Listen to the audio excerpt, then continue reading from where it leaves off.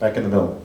Techstars ran a similar program at Microsoft. I'm sort of curious if you could share some of the best practices or learnings. What worked really well there that you're applying to the Nike project? Yeah, that's a great question. So the question is, Techstars ran a project like this with Microsoft, and what are the best practices we can apply here? So we actually ran a program with Microsoft, the Microsoft Accelerator for Connect. So a Connect-based program, which is actually the first Techstars powered by program that we had run with a corporate partner. We actually just completed the second Microsoft Accelerator in Seattle last week with the demo day, which was quite successful. We had a fantastic group of companies, and Microsoft is currently recruiting for another powered by program for Azure. The recruiting is open right now for applicants for another program that's running essentially in parallel with our program. The lessons learned, I think, are a lot of the things that Ryan has been eloquently talking about, which I haven't heard him say so eloquently since he's been sitting here in front of you, is really, it's as much about the corporate partner, you know, working with, not that you weren't eloquent. That wasn't an insult. Yeah. So, but I'm just saying, the way he positioned it is working with a corporate partner in the program and having them be responsive and working with the startups. I think it was probably the number one key lesson learned. We did that with the Connect program.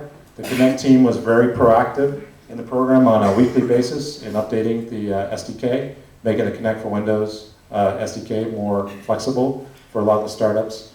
And so that for the Connect program was a very effective approach. And so, you know, I don't know what types of changes will occur in the SDK. I expect with the interaction with Nike to this point, there will be a lot of learning on both sides, certainly with Nike on the learning side and working with the startups through this process. So that was one of the big lessons learned. I think is really that the corporate partner can learn a lot from the startups.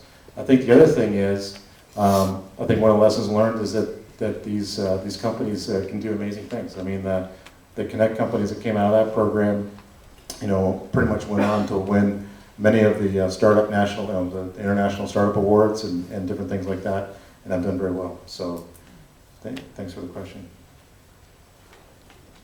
Yeah. Is there since it's only 3 months, is there a bias towards application or software only type of ideas? Since hardware could potentially be a little bit more involved, hardware other than the fuel band? I'll just answer that from a Techstars perspective. Recently, Techstars, you know, we've had quite a few hardware-oriented companies come through. Orbotics is a good example with the Sphero Ball, which is, you know, you can buy it in any Apple store, many toy stores. And so we've seen more and more hardware companies come through. I think the cycle time is shortening on hardware. And as, you know, you see other accelerators like Accelerate and things like that, they're doing a very good job in the hardware space. So I would say that's not really a constraint to 3 months, I think, in that type of option.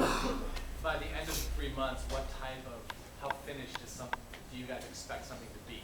Is there an expectation, really? Did you guys want to comment on the hardware question?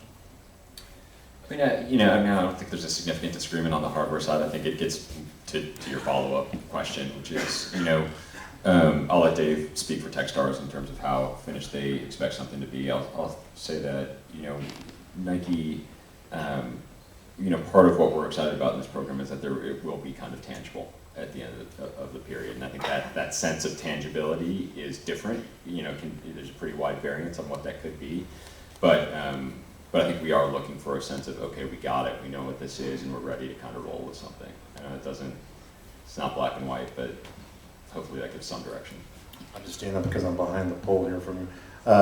You know, in a Techstars program in general, you typically want to be like in beta or so when you kind of come out on demo day. I mean, fundamentally, you're coming out on demo day. You have the potential to get funding. You want to get your product out in the market.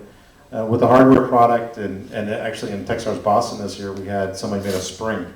It was a carbon fiber-based spring mechanism, so it was a truly pure mechanical type of device. But they had a functioning prototype and were able to use that to kind of push forward and get funding. So you're in the group with 10 very high functioning peers. And so if you don't actually have a product that's like really visible and ready to ship at the end of that 3 months, you're going to be probably feeling a little nearer the end of the back of the pack, in generally speaking. Yeah, back over here.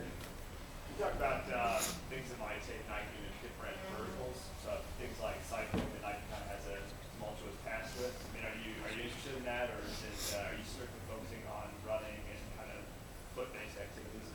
Yeah, no, definitely. So the question, I think, for those that didn't hear this, what interest do you have in things that might take Nike into new verticals? Cycling was the example. And we're very interested in things that could take us into new verticals. I don't know that I'd say more or less than kind of the traditional stuff like running. There's still plenty of incredible things that I think you can do in those areas where we are, but I think the opportunity to take Nike Fuel and to take the Nike Fuel band into new areas that are relevant for athletes who do different things than we're currently, giving them great options for is awesome. It's a huge focus for us.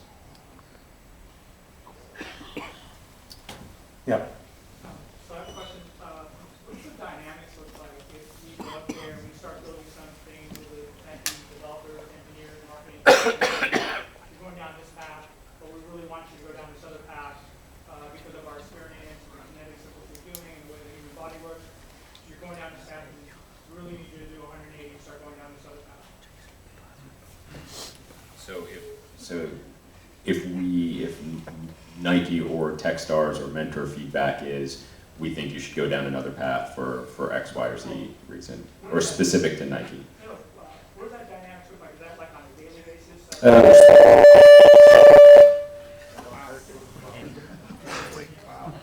So just what's the interaction look like? Well, Dave, you should speak to kind of just how the Techstars program works. So the way we're talking to folks at Nike about it is, one, we need to feed into kind of the typical periods that Techstars has kind of roped out for these types of things. We're we've facilitated a few different things. One is office hours, so there's different competencies, right? Performance, expertise, physiology, that sort of thing. Brand, kind of other obvious competencies. Set up office hours, so there's just kind of a standing time when you can kind of go and get that feedback as it's appropriate through the maturation process.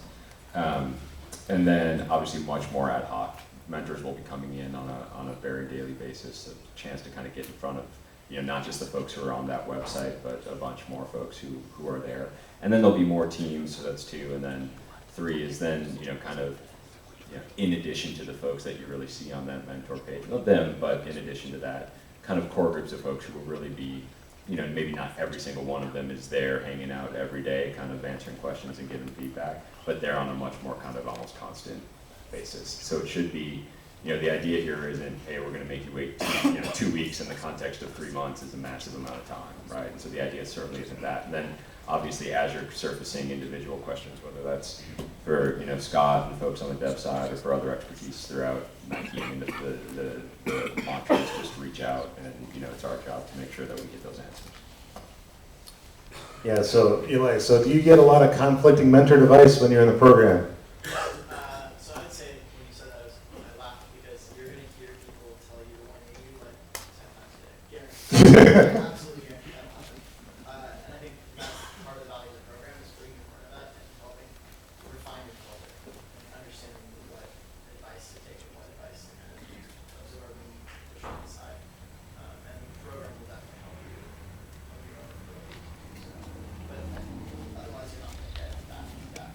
That's such a desk. Yeah, so it really forces you to understand your own business. I mean, you'll get all kinds of conflicting advice. You'll give some, you have good, solid technical advice. You may have good, solid, technical advice in the physical or kinematic space. But you really have to figure out the focus of your business, the focus of your product, and you have to basically believe that. And it's not the only time in your life in owning a company and being a founder that you'll get conflicting advice. This is just a crucible where you get a lot of it very fast. We call it mentor whiplash. In the first 3 to 4 months of the program, you'll have a very wide variety of mentor advice, but you will focus in on your product, and then as you really start to understand that, you'll pick your lead mentors that will continue to coach you through the program. and you will focus in on what you think you will actually end up building, delivering, and demoing for demo day. Yeah.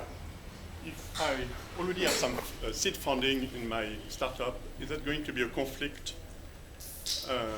So the question is, you have some initial funding in your startup already. Yes. Is that going to be a conflict with the program? Yes. I would go ahead and do apply, do cite. There's a place where you can cite, what type of funding you already have in your company.